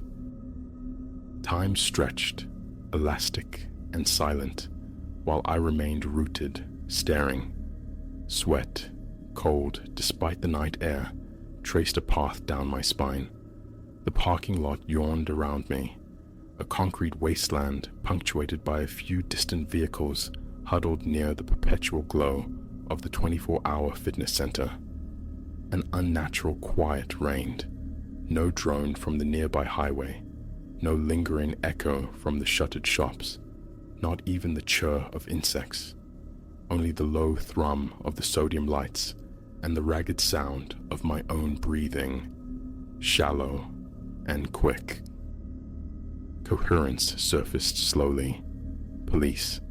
My hand, trembling violently, retrieved my phone. Yet, my thumb hovered over the emergency icon. What utterance could possibly convey this? I perceived an occupant in my vehicle, officer, but he dematerialized upon my blinking. They dismiss it as intoxication, delusion. Hesitantly, I advanced, each step measured, my gaze sweeping the perimeter of the Corolla. Nothing stirred in the layered shadows. No figure crouched low. No lurker melted into the gloom. The windows remained intact, gleaming dully. I pressed the unlock button on the fob. The lights flashed their obedient welcome. No alarm had screamed violation. Is anyone there? My voice emerged thin, a fragile thread easily snapped in the vast emptiness. Silence answered. Closer now, I orbited the car, a tense satellite. Through the glass, the interior appeared undisturbed. No scratches marred the paint near the handles. No jimmy marks scarred the door frames. My laptop case rested on the rear seat, a mundane testament to normalcy. It had to be hallucination. Exhaustion frayed the edges of my perception. Too many strained nights under office fluorescence, fueled by acidic coffee, burdened by the looming project deadline. My mind, overwrought, was conjuring phantoms. Surely. Still, my fingers quivered as they brushed the cool metal of the driver's door handle.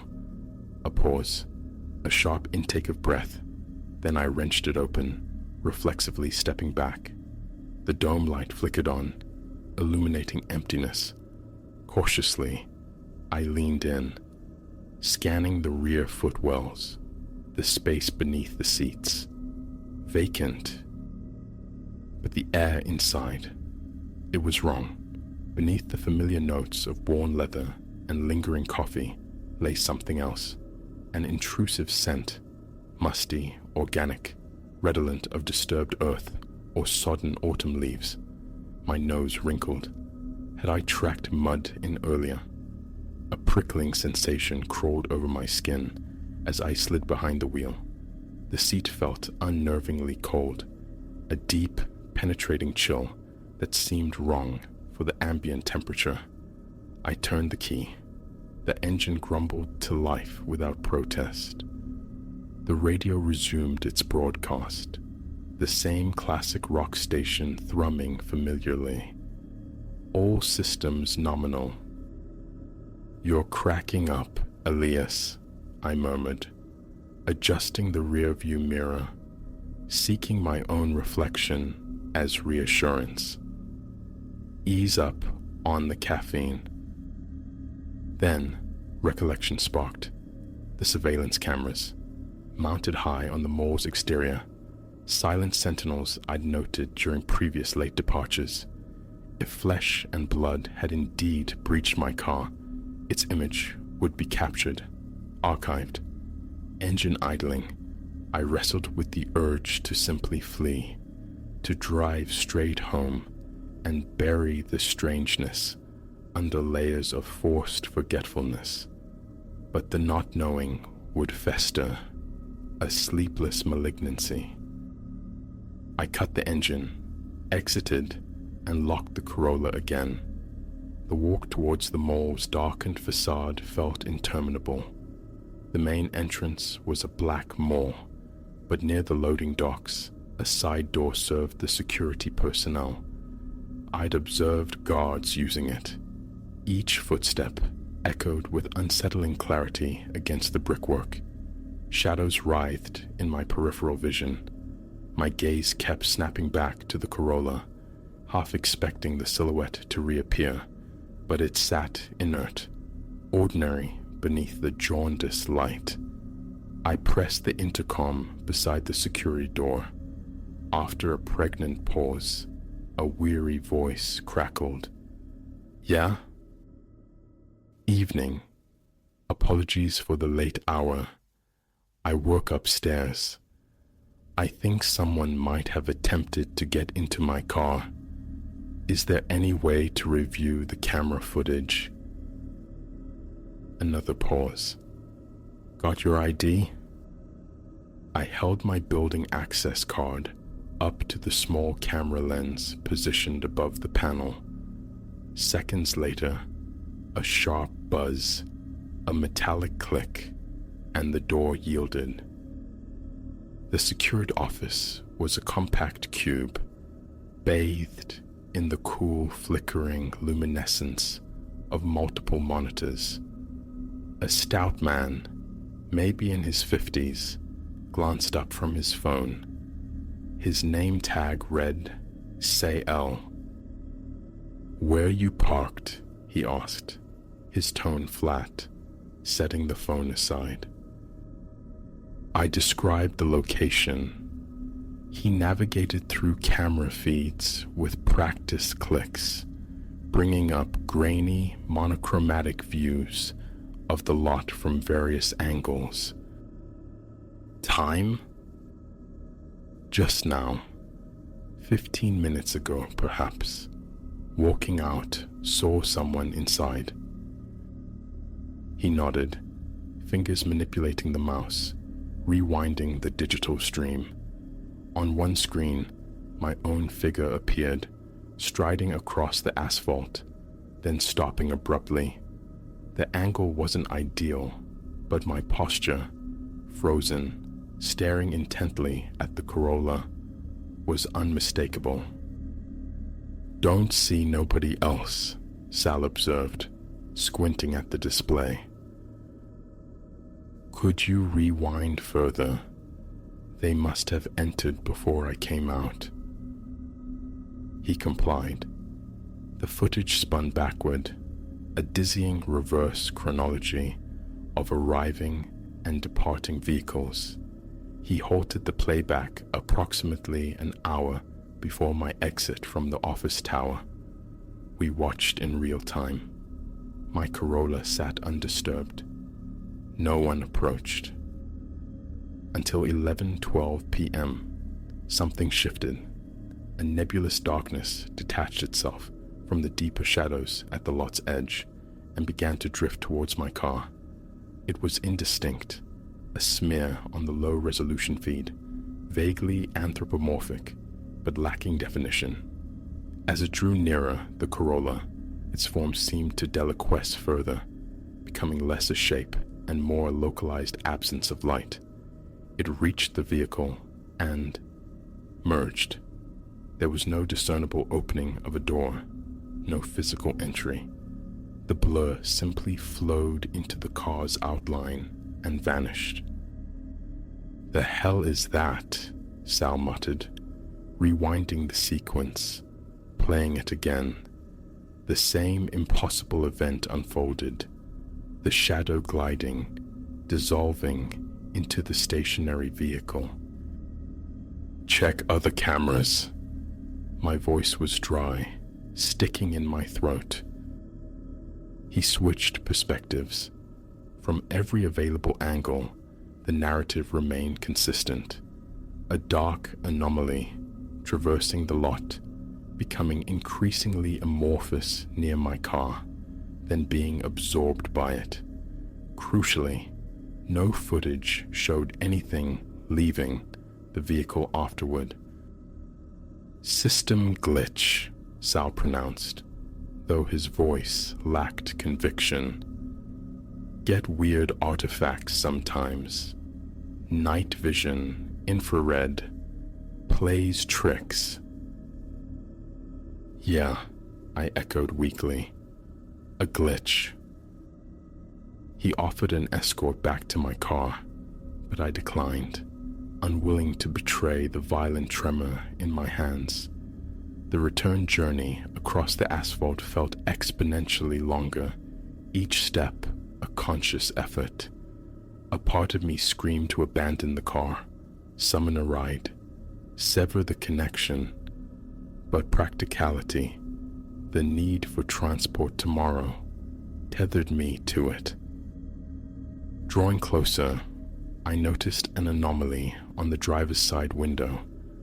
Under the harsh glare of the lamps, intricate, feathery patterns bloomed across the glass, like frost, yet the air temperature hovered comfortably above 50 degrees. I unlocked the door again. That peculiar subterranean odor struck me immediately, stronger now, underscored by a faint metallic tang, the scent of old copper coins. The driver's seat radiated cold, an active chill palpable even from a few feet away. My phone buzzed, startling me violently.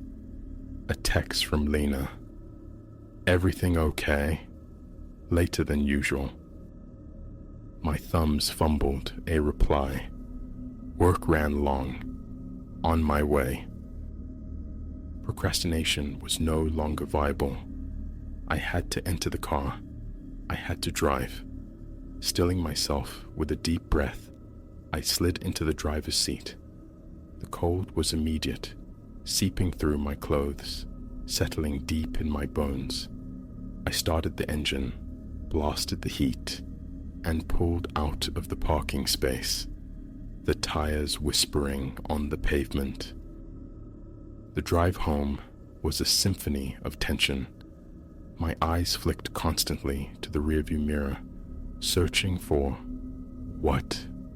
The backseat remained empty, yet the unsettling miasma persisted, defying the rush of air from the open windows and the heater's full output. Other eccentricities surfaced. The radio signal frayed, dissolving into bursts of static before momentarily clearing. The dome light pulsed erratically. The temperature gauge needle swung with manic energy between hot and cold, disconnected from the steady warmth pouring from the vents. Halfway home, a glance in the rearview mirror slammed the air from my lungs. For one heart-stopping fraction of a second, I perceived it, not a clear figure, but the density in the darkness behind me, a human-shaped void. A violent, involuntary jerk of the steering wheel sent the car veering dangerously close to the adjacent lane before I wrestled it back under control. When my terrified gaze snapped back to the mirror, the rear seat was empty, but the glass itself had clouded over, obscured by a sudden, inexplicable bloom of interior frost. I reached my driveway in what felt like impossibly short time, likely flouting multiple speed limits. Killing the engine, I sat enveloped in darkness, the silence profound after the car's unsettling chorus. The garage door opener clipped to the visor felt alien, heavy. Routine dictated parking inside, yet a primal reluctance stayed my hand.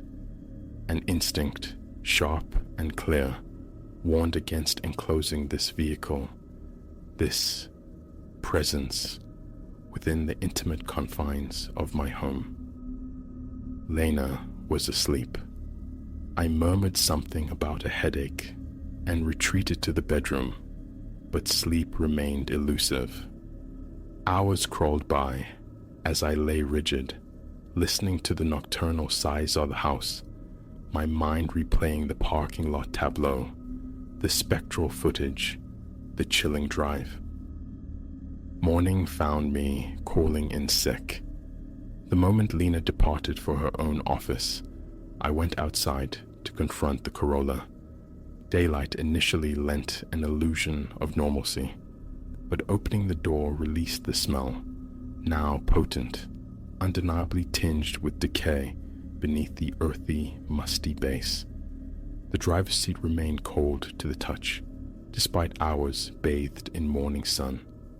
The frost pattern still adorned every window, intricate and bizarre, Attempting to wipe them clear, I realized with a jolt they were etched on the inside of the glass.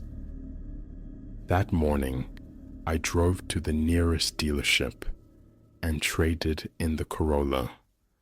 The financial loss stung, but it was insignificant compared to the overwhelming need to be rid of it. That should have been the denouement. New vehicle, exorcism complete.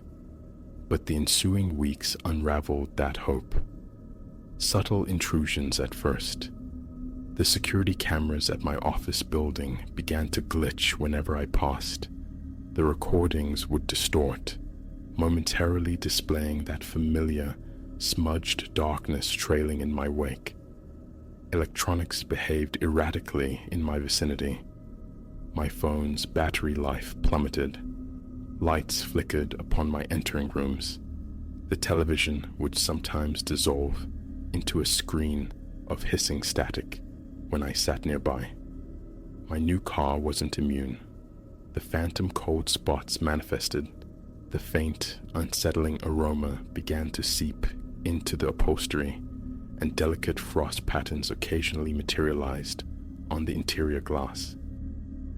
And sometimes, flickering at the very periphery of my sight, I catch a glimpse of movement, a shadow deeper than the surrounding shade. It always vanished when I turned to face it directly, yet the certainty of its presence lingered, a silent, attendant darkness. The other night, working late once more, history echoed. Walking towards my new car, I saw it, someone sitting in the driver's seat. This time, I didn't freeze. I didn't blink away the impossibility. I simply stood and watched as the figure slowly, deliberately, turned its head towards me. No features were visible within the profound darkness where a face should be, just an intensification of shadow. Yet, the impression it conveyed was absolute, chillingly clear. It was smiling. I turned, without haste, and walked away, leaving the car abandoned in the lot. I haven't returned for it. I haven't returned to work. I write this from a nondescript motel room, 3 states distant. I arrived by bus, no vehicle to tether me, or it. Yet, the lights in this room stutter and pulse. The television offers only static. And last night, I awoke to find intricate frost patterns blooming across the inside of the window pane. I understand now. Whatever entity flowed into my Corolla that night, whatever contamination occurred, it wasn't interested in the machine. It was interested in the driver. It attached itself to me, and I suspect it will continue its pursuit until its objective is met. The temperature in this room is dropping perceptibly. That familiar odor, grave dirt and damp leaves, is now seeping insistently under the door. The shadows in the corners seem unnaturally deep, gravid with potential. I will send this account, then I will attempt to flee again. But I feel its proximity, a tightening net, and I know, with a certainty colder than any frosted glass, that eventually I will glance at a mirror, a darkened window, a security feed, and see not my own reflection, but that shadow, patiently waiting. And this time, when I blink, I will be the one to disappear.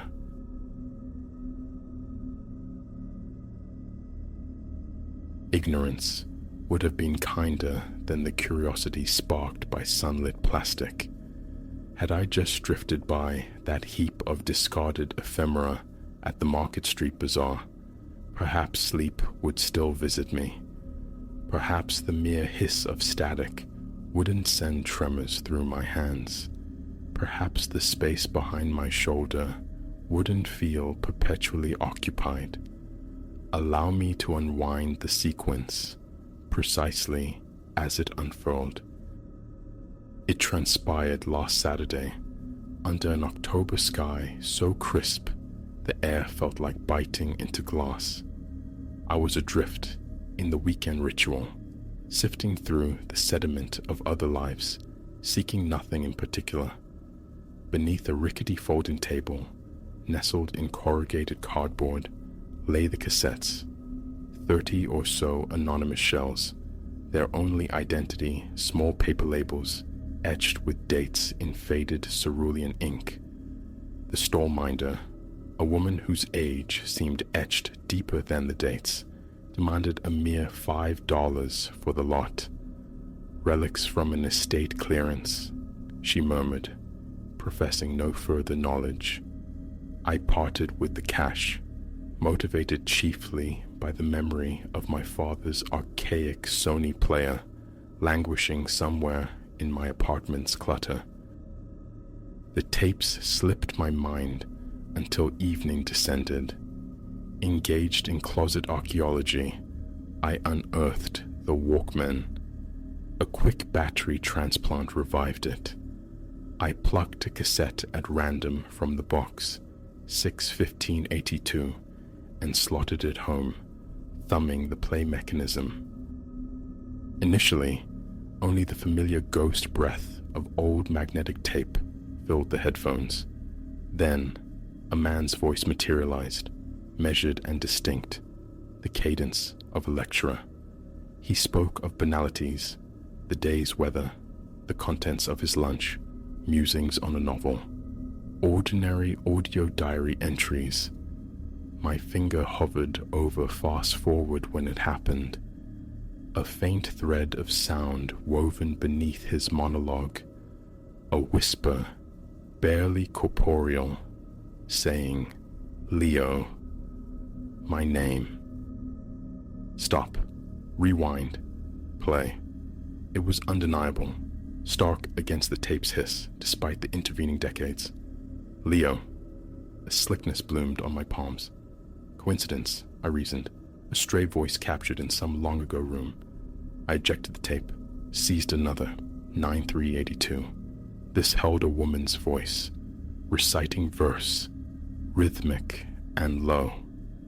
And again, the intrusion, a different whisper, yet unmistakably shaping my name. Leo. Then, Leo. Through 5 more cassettes, I journeyed that night. Each presented a unique sonic landscape, conversations, solitary readings, ambient domestic sounds, and within every single one, spectral voices surfaced, breathing my name into the gaps, sometimes singular, sometimes a haunting repetition. Their tones varied, accusatory, pleading. One iteration was punctuated by chilling laughter. Sleep became an impossibility. I lay staring into the darkness, grappling with the paradox. These recordings predated my existence, originating in 1982. I wouldn't draw breath until 1990. How could they possess my name? Sunday dawned. I piloted my car back to Market Street. The space where the old woman's stall had stood, gaped, vacant. Inquiries yielded blank stares. Neighboring vendors swore that particular patch of pavement had remained unoccupied, a claim that warred violently with my memory of the transaction mere hours before. Returning home, a meticulous compulsion took hold. Headphones clamped tight. I catalogued each tape, logging the timestamps of every whispered Leo. Patterns began to crystallize. The intrusions never overlapped the primary speaker, always nesting within pauses or ambient sound. Their frequency escalated with the chronology of the dates. The initial tape held 2 instances. The last one I sampled yielded 12. The voices themselves were a varied chorus, yet all possessed an unnerving familiarity with the precise cadence of my name. Leo, not the flattened Leo some employed. Certain whispers appended phrases. Leo, listen. Leo, help. And ominously, Leo, it's time. That afternoon, I contacted my parents, feigning casual interest. Had they frequented the Market Street Bazaar before my birth? Known any avid tape recorders in the early 80s? Negative on both counts. Researching the dates scribbled on the labels proved fruitless. Unremarkable days, devoid of significant events or calamities that might offer linkage. Night fell again. I resolved to confront the tape bearing the latest date I'd examined, 12-24-82. The recording captured a Christmas Eve gathering, the clink of silverware, bursts of laughter, strains of carols weaving through the background chatter. The whispers commenced as before. Leo! Leo! Then, precisely 42 minutes in, the soundscape fractured. The familiar warmth, the music, the clatter, all abruptly ceased. Voices sliced off mid-syllable. Into this profound vacuum, a chilling convergence, a multitude of whispers, speaking in unison. Leo, we've been waiting for you. The tape continued its silent spooling, punctuated only by sporadic static bursts. As I reached to stop it, new voices emerged. Not whispers now, but clear conversational tones. Is he tuned in yet? Affirmative. He possesses the tapes. The full set. Not the final one. Not yet. Excellent. Readiness is not achieved. The timing? Imminent. He will recognize the moment. Then they began describing me, my apartment's layout, the specific clothes I wore at that exact second, the half-finished mug of coffee cooling on my desk, the threadbare patch on my bedroom rug, details accessible only through impossible proximity. I tore the headphones away, the Walkman tumbling from my spasming grasp. It struck the floor, the battery cover flying loose. No further tapes have played. They reside in their cardboard sarcophagus within my closet. Discarding them feels unthinkable, yet the prospect of listening further, especially to the last one, 12-31-82, paralyzes me with dread. It stands apart. Its casing is obsidian, not transparent. The label is typewritten, stark against the handwritten dates of its brethren, and it alone radiates a faint, persistent warmth, as if perpetually basking in unseen sunlight, despite days spent shrouded in closet darkness. Sometimes, in the dead hours, I fancy I hear them, whispers emanating not from the machine, but from the box itself. My name, repeated endlessly, interwoven with other syllables I can't quite decipher. Yesterday, returning from the numb routine of work, I discovered the Walkman inexplicably relocated to my bed. Lodged within it, the black cassette.